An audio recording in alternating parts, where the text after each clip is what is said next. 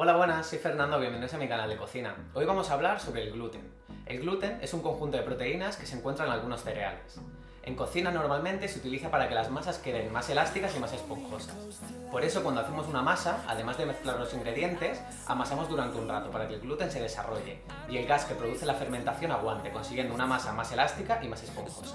Por el mismo motivo, las masas que no llevan gluten suelen ser menos elásticas y esponjosas. Aunque no os preocupéis porque existen cereales, pseudocereales, incluso legumbres que nos permiten hacer masas.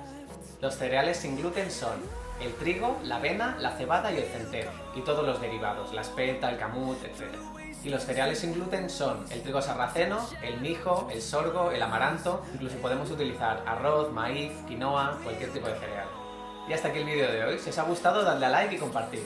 Recordad que me podéis seguir por YouTube, Facebook, Twitter e Instagram como Spanish Guy Cooking, y hasta la semana que viene. ¡Adiós!